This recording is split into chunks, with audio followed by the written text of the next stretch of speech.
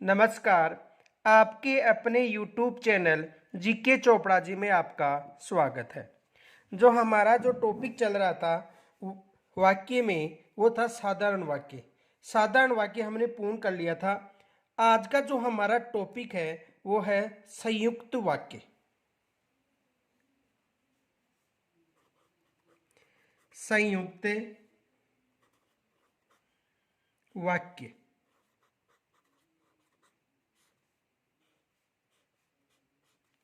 आज हम संयुक्त वाक्य का अध्ययन करेंगे। देखो, संयुक्त वाक्य किसे कहते हैं? यानी ऐसा वाक्य जिसमें एक से अधिक उपवाक्य हो। देखो,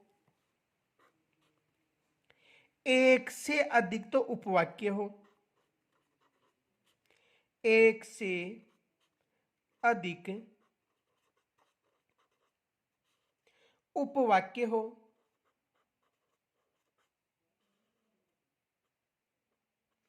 यानी एक से अधिक तो उपवाक्य हो। दूसरा,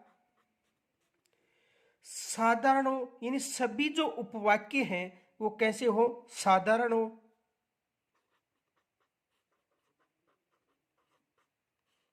साधारण हो यानी सभी वाक्य।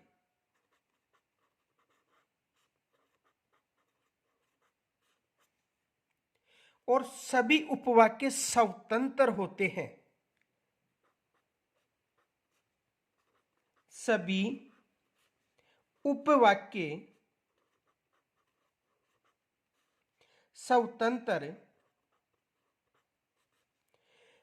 होते हैं। कौन सा वाक्य कहलाएंगे? संयुक्त वाक्य कहलाएंगे। देखो, संयुक्त वाक्य किसे कहते हैं? यानी एक से अधिक तो उपवाक्य हो उसमें, और जो भी उपवाक्य हैं वो साधारण हो, और सभी उपवाक्य स्वतंत्र हो। कौन सा वाक्य कहलाएगा? संयुक्त वाक्य। तो देखो,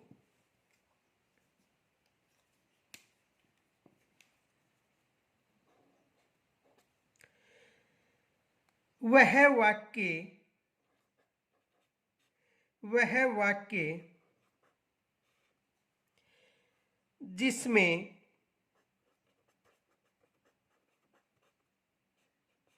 वह वाक्य जिसमें एक से अधिक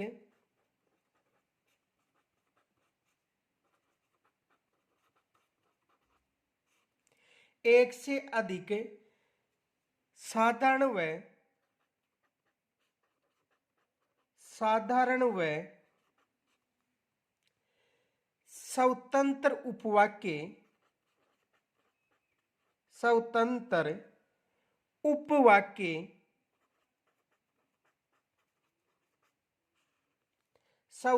उपवाक्य हों, संयुक्त वाक्य कहलाते हैं।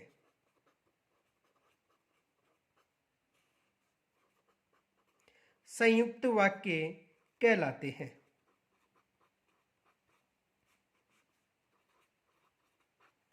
कौन से वाक्य कहलाते हैं? संयुक्त वाक्य। तो देखो, संयुक्त वाक्य विशेष याद रखना, यानी उसमें एक से अधिक तो उपवाक्य हो, और सभी उपवाक्य साधारण हो, और सभी उपवाक्य स्वतंत्र होते हैं। यानी वह वाक्य जिसमें एक से अधिक साधारण व स्वतंत्र उपवाक्य हो संयुक्त वाक्य कहलाता है। यह विशेष याद रखना।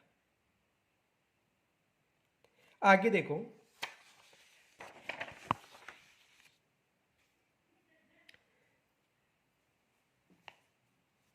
ये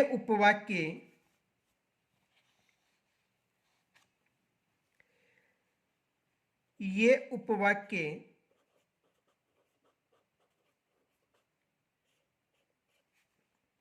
किंतु,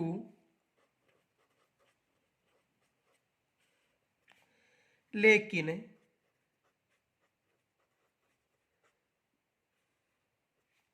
परंतु,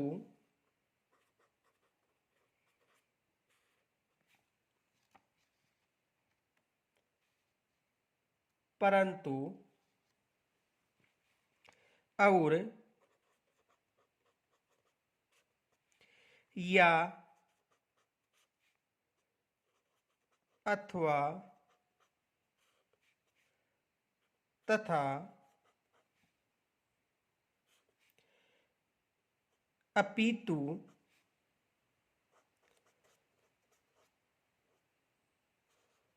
अपितु व एवं वरन बल्कि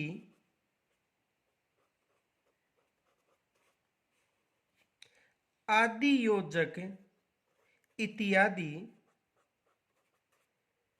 योजक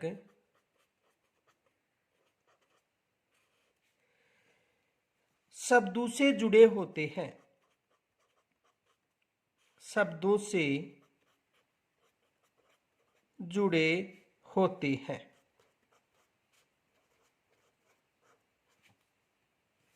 देखो, यानी वे उपवाक्य जो किंतु, लेकिन, परंतु, और, या, अथवा, तथा, अपितु व एवं वरन बल्कि इत्यादि योजक शब्दों से जुड़े होते हैं, ये विशेष याद रखना। अब देखो,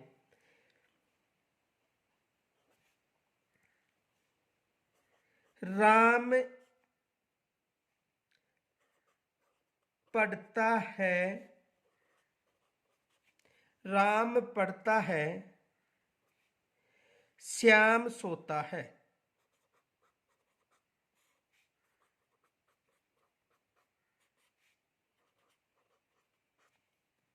अब यहां पर जो योजक चिन्ह है वो कोमा लगाया गया है, तो कोमा जो योजक चिन्ह उपयोग में होता है वो भी संयुक्त वाक्य में शामिल होता है। ये विशेष याद रख लेना कि इनके अलावा जो कोमा भी यदि कहां पर लगा मिले और दो अलग अलग स्वतंत्र उपवाक्य और साधारण हो तो कौन सा वाक्य कहलाएगा? संयुक्त वाक्य कहलाएगा। देखो, एक साधारण वाक्य ये हो गया और एक साधारण वाक्य ये हो गया, दोनों अलग अलग साधारण वाक्य, ये भी साधारण वाक्य है।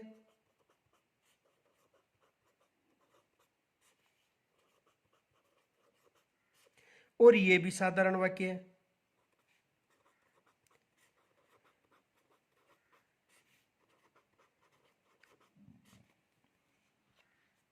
तो दो अलग अलग साधारण वाक्य और स्वतंत्र कौन सा वाक्य कहलाएगा? संयुक्त वाक्य कहलाएगा। एक बार दोबारा समझ लो, यानी एक से अधिक उपवाक्य हो तो एक से अधिक उपवाक्य हो गए, सभी साधारण हो तो साधारण है, और सभी उपवाक्य स्वतंत्र तो उपवाक्य स्वतंत्र है। यानी वह वाक्य जिसमें एक से अधिक साधारण व स्वतंत्र उपवाक्य हो, तो एक से अधिक साधारण व स्वतंत्र उपवाक्य हैं, इनमें इन योजक चिन्हों के अलावा कोमा भी लगाए मिल सकता है। तो कौन सा वाक्य हो गया? संयुक्त वाक्य हो गया। एक उदाहरण देखो,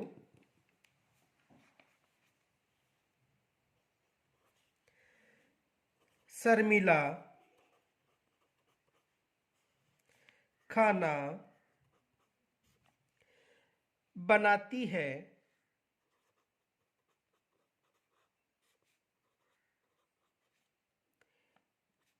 अक्षित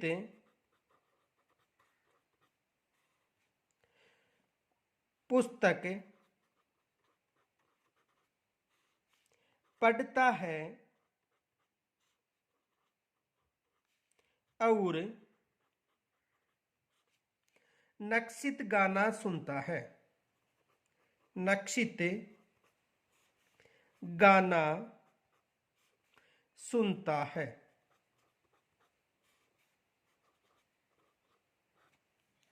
अब देखो, इसमें एक से अधिक साधारण वाक्य हैं। देखो, एक साधारण वाक्य ये हो गया, एक साधारण वाक्य ये हो गया और एक साधारण वाक्य ये हो गया।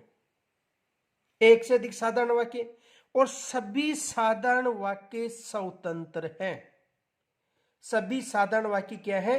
स्वतंत्र हैं। तो ये कौन सा वाक्य हो गया? संयुक्त वाक्य हो गया। देखो, एक साधारण वाक्य हो गया शर्मिला खाना बनाती है। दूसरा साधारण वाक्य हो गया अक्षित पुस्तक पढ़ता है।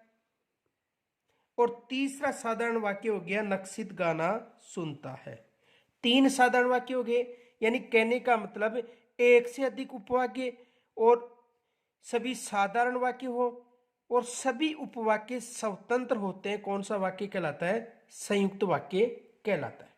तो यहां तक समझ में आ गया होगा। यानी संयुक्त वाक्य किसे कहते हैं? देखो,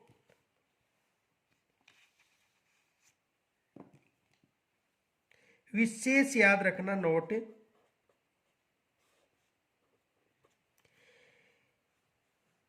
वह वाक्य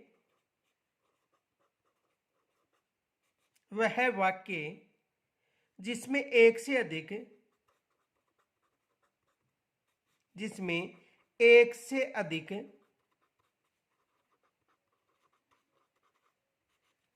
एक से अधिक एक होने पर तो साधारण वाक्य हो जाएगा। ये विशेष याद रखना, एक से अधिक साधारण व स्वतंत्र उपवाक्य हो संयुक्त वाक्य कहलाता है। संयुक्त वाक्य कहलाता है।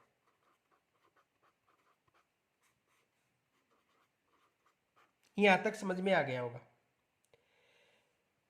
तो साधारण वाक्य हो और स्वतंत्र हो संयुक्त वाक्य कहलाता है। आगे देखो अगला तीसरा प्रकार है मिश्र या मिश्रित वाक्य। तीसरा है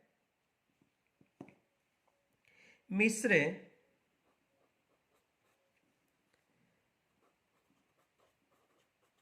या मिश्रित वाक्य।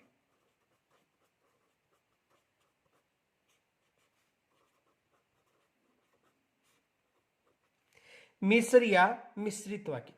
तो मिश्र या मिश्रित वाक्य किसे कहते हैं? वह वाक्य जिसमें एक प्रधान उपवाक्य हो और शेष अन्य सभी उस पर आश्रित उपवाक्य हो।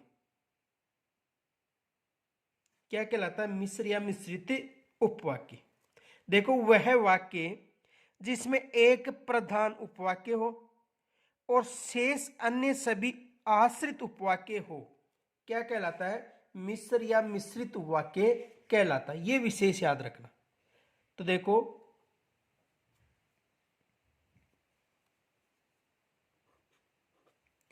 वह वाक्य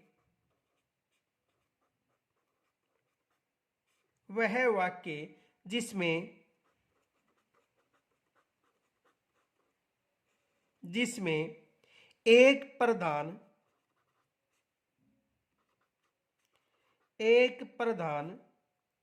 उपवाक्य हो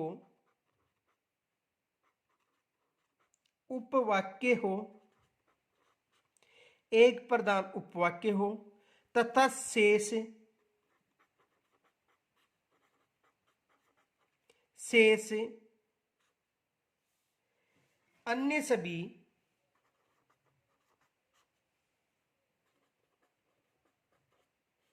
अन्य सभी आश्रित उपवाक्य हो।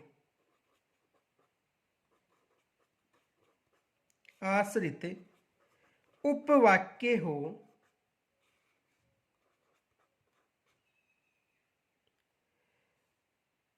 मिश्र वाक्य कहलाते हैं। मिश्र वाक्य कहलाते हैं।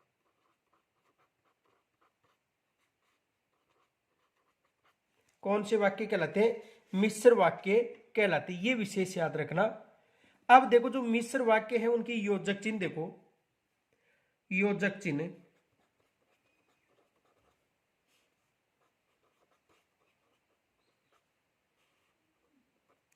योजक चिन्हों में देखो कि, क्योंकि,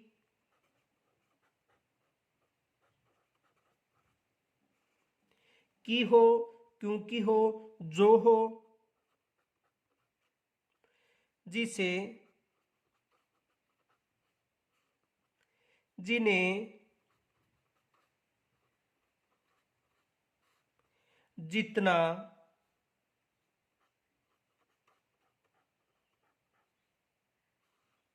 जिसका,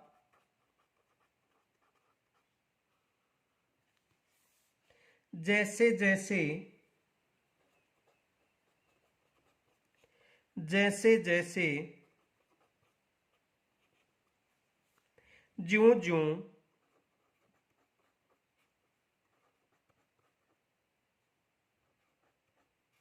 इत्यादि। देखो, जो मिश्र या मिश्रित वाक्य है उसमें विशेष याद रखें कौन कौन सी योजक चिन्ह शामिल हैं। कि, क्योंकि, कि, क्योंकि, जो, जिसे, जिन्हें, जितना, जिसका, जैसे जैसे, ज्यों ज्यों, इत्यादि। ये जो योजक चिन्ह जहां पर मिलते हैं वो कौन सा वाक्य कहलाएगा? मिश्र या मिश्रित वाक्य कहलाएगा। तो आगे देखो,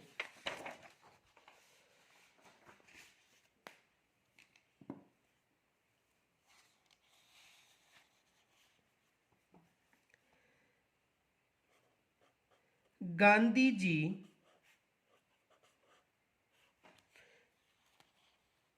गांधी जी ने कहा, ने कहा कि सदा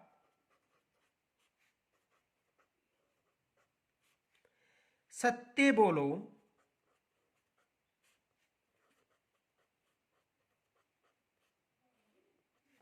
हिंसा मत करो,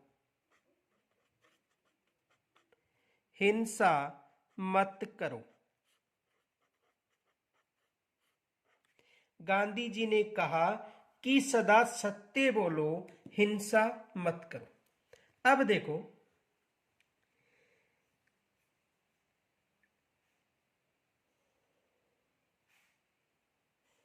गांधी जी क्या है?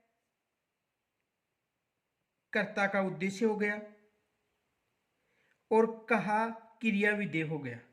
देखो, ये कर्ता और ये हो गया क्रिया।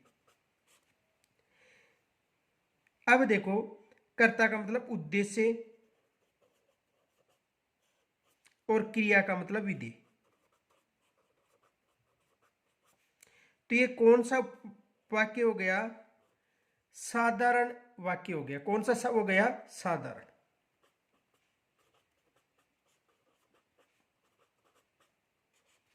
कौन सा वाक्य हो गया? साधारण।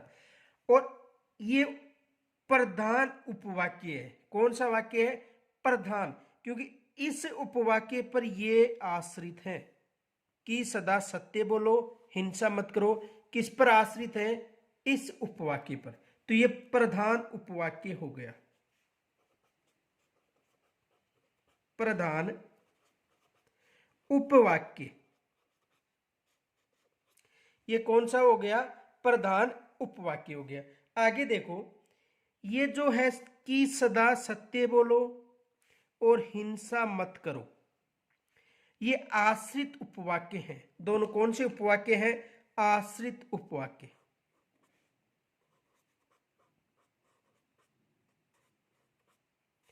आश्रित उपवाक्य। और ये भी कौन सा उपवाक्य है? आश्रित उपवाक्य।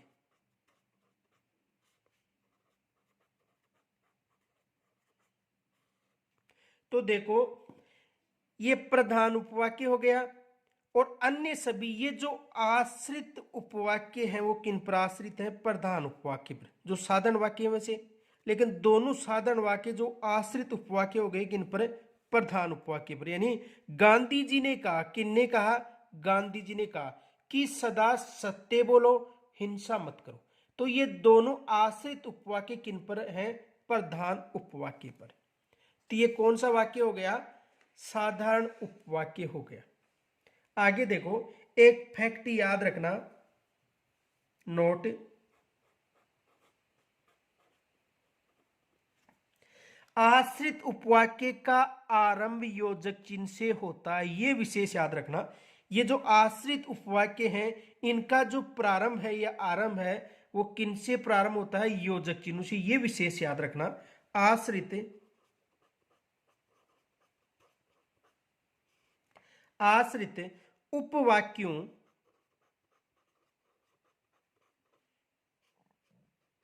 आश्रित उपवाक्यों का आरंभ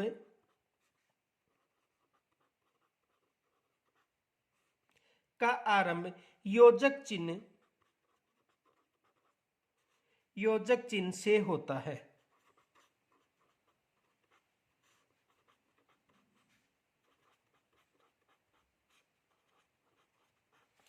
यानी जो आश्रित उपवाक्य हैं उनका जो आरंभ है वो किन से होता है? योजक चिन्ह से होता है। और प्रधान उपवाक्य एक साधारण वाक्य होता है। दूसरा ये भी विशेष याद रखना, प्रधान उपवाक्य एक साधारण वाक्य होता है। एक साधारण वाक्य होता है। एक साधारण वाक्य होता है।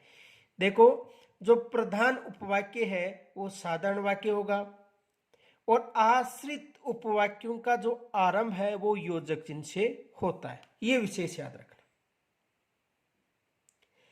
अब देखो,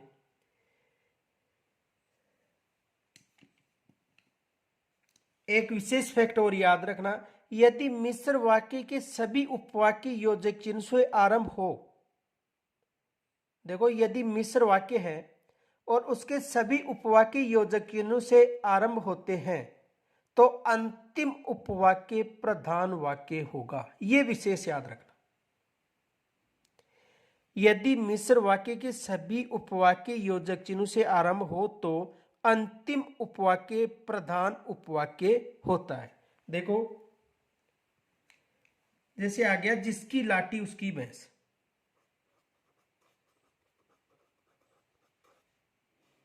जिसकी लाठी उसकी भैंस।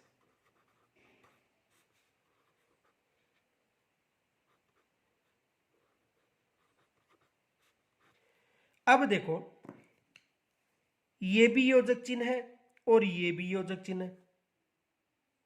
तो कहने का मतलब है कि यदि मिश्र वाक्य के सभी उपवाक्य योजक चिन्ह से आरंभ हो तो अंतिम उपवाक्य प्रधान उपवाक्य होगा। तो इसमें देखो,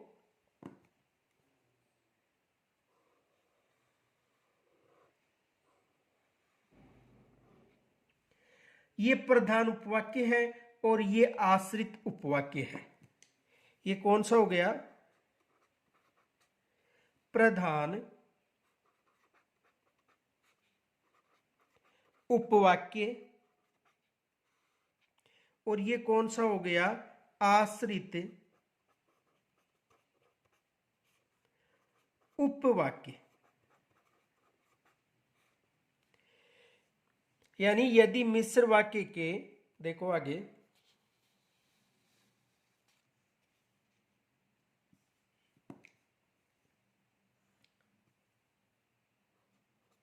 यदि मिश्र वाक्य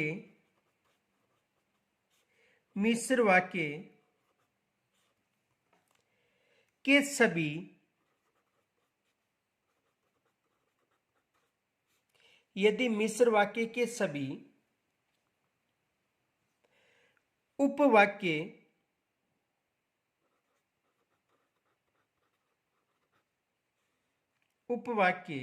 योजक चिन्हों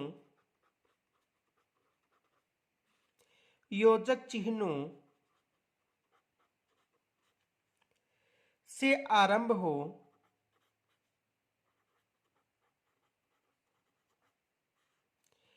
आरंभ हो तो अंतिम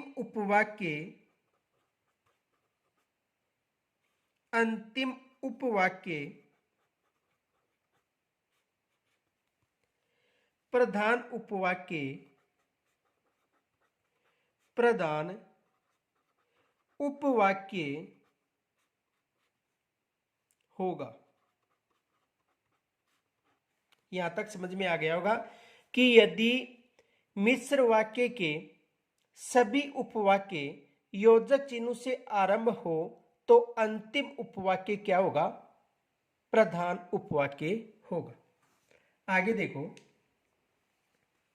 जो प्रधान उपवाक्य है उनमें संज्ञा विशेषण प्रधान और क्रिया विशेषण जो उपवाक्य है उनका जो योजक चिन्ह है, तो देखो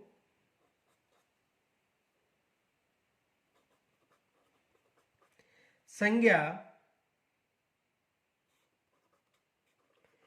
प्रधान उपवाक्य का प्रारंभ किसे होता है? किससे होता है? की से।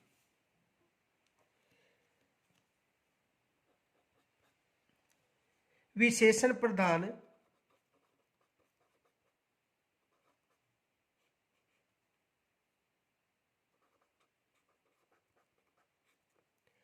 जो जिसे जिसे जिन्हें जिसका और क्रिया विशेषण प्रधान योजक चिन्ह क्रिया विशेषण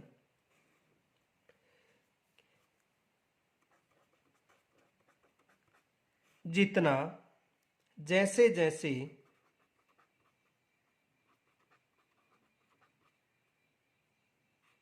जैसे जैसे ज्यों ज्यों इन योजक चिन्हों का प्रयोग किया जाता है। अब देखो, आज का आपके लिए प्रश्न है, क्योंकि योजक चिन्ह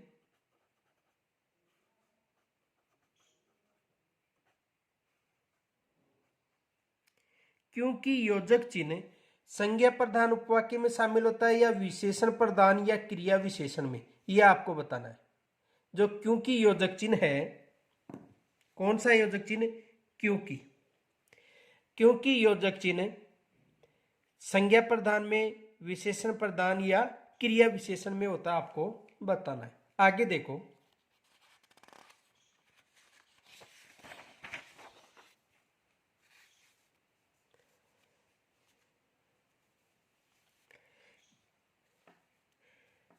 क्वेश्चन देखो,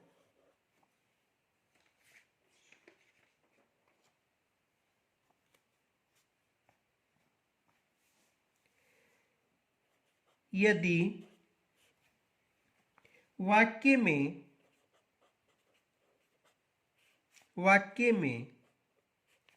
यदि वाक्य में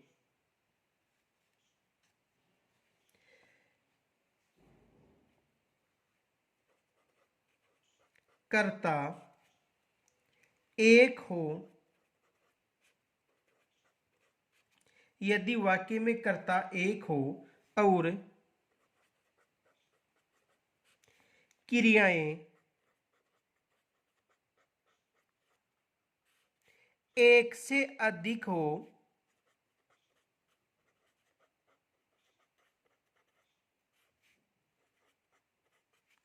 क्रियाएं एक से अधिक हो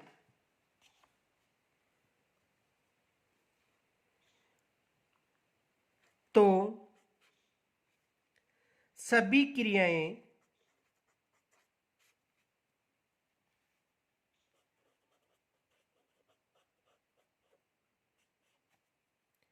एक ही विधेय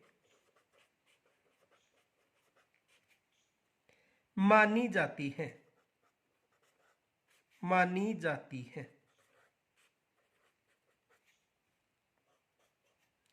ये फैक्ट विशेष याद रखना। यदि वाक्य में कर्ता एक हो और क्रियाएं भी एक से अधिक हो तो सभी क्रियाएं एक ही विधेय मानी जाएंगी। और ये किसमें शामिल होता है? साधारण वाक्य में। ये भी विशेष याद रखना, किसमें शामिल होता है? साधारण वाक्य में। अब देखो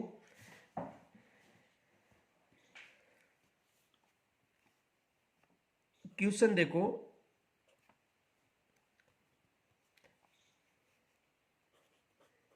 महेश पढ़ता व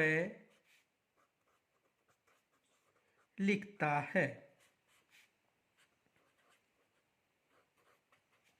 महेश पढ़ता व लिखता है, तो इसमें कौन सा वाक्य होगा? साधारण वाक्य। महेश पढ़ता व लिखता है, क्योंकि महेश एक करता है, ये दोनों क्रियाएं महेश के द्वारा ही की जा रही, इसलिए कौन सा वाक्य हो गया? साधारण वाक्य।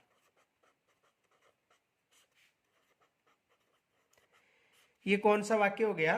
साधारण वाक्य। आगे देखो,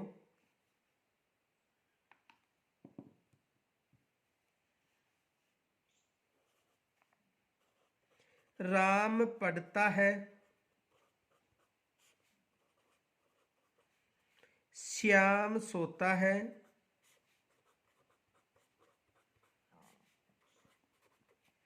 कौन सा वाक्य होगा?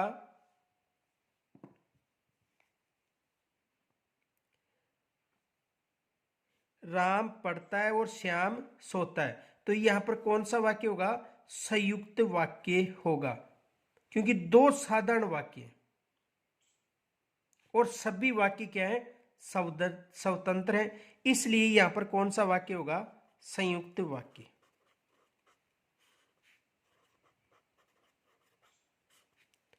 कौन सा वाक्य होगा? संयुक्त वाक्य। आपसे निवेदन है कि इस वीडियो को अधिक से अधिक लाइक तथा शेयर जरूर करें। जो लाइक का बटन है उस पर लाइक जरूर करें। अगला देखो प्रश्न है, गांधी जी ने कहा, गांधी जी ने कहा कि सदा सत्य बोलो,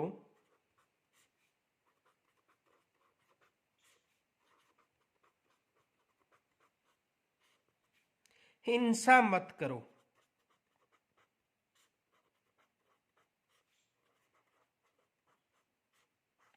गांधी जी ने कहा कि सदा सत्य बोलो, हिंसा मत करो। तो देखो इसमें एक तो प्रधान उपवाक्य हो गए और शेष जो वाक्य हैं वो प्रधान उपवाक्य पर क्या है?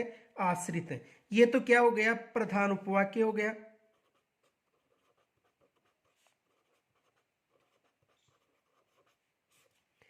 और शेष जो वाक्य हैं ये दोनों किस पर आश्रित हैं? इस पर आश्रित है।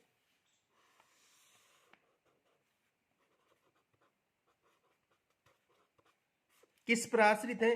कि गांधी जी ने कहा कि सदा सत्य बोलो, हिंसा मत करो। तो ये किस पर आश्रित है? गांधी जी पर, यानी प्रधान उपवाक्य पर। तो ये कौन से वाक्य हो गए? आश्रित उपवाक्य।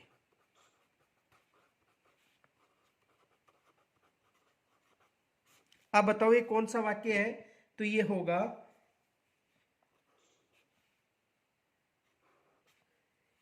मिश्रित उपवाक्य। मिश्र या मिश्रित उपवाक्य। कौन सा वाक्य है? मिश्र या मिश्रित उपवाक्य। आगे देखो एक प्रश्न और,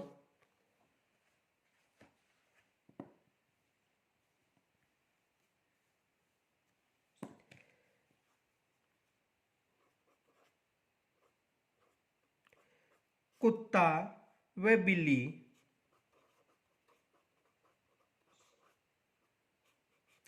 कुत्ता व बिल्ली झाड़ियों में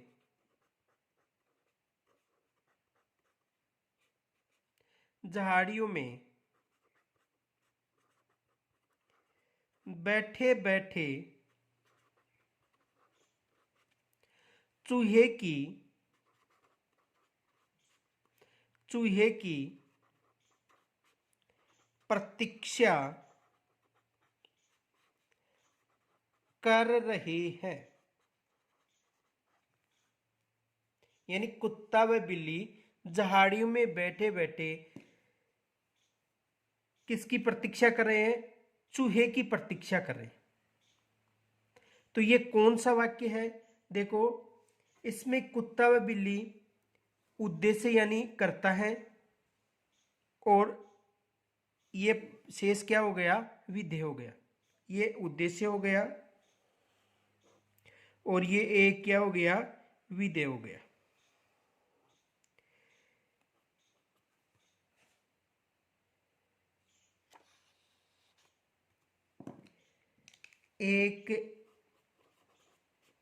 एक उद्देश्य हो गया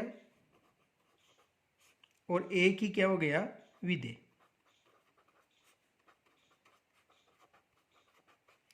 तो ये कौन सा वाक्य हो गया? साधारण वाक्य। साधारण वाक्य। ये कौन सा वाक्य हो गया? साधारण वाक्य। तो यानी जिस वाक्य में एक ही उद्देश्य और एक ही विधेय हो, कौन सा वाक्य कहलाता है? साधारण वाक्य कहलाता है। आप सभी से मेरा निवेदन है कि यदि आपको समझ में आया तो इस वीडियो को अधिक से अधिक लाइक तथा शेयर करें। अगला जो हमारा जो टॉपिक है वो होगा अर्थ के आधार पर वाक्य के भेद। यानी अर्थ के आधार पर वाक्य कितने प्रकार होते हैं? 8 प्रकार। तो कल जो हम अध्ययन करेंगे वो हमारा टॉपिक होगा अर्थ के आधार पर वाक्यों के भेद। तो आप सभी से निवेदन है कि इस वीडियो को अधिक से अधिक लाइक तथा शेयर करें। यदि कोई समस्या हो तो कमेंट्स के द्वारा मुझे जरूर बताएं। धन्यवाद।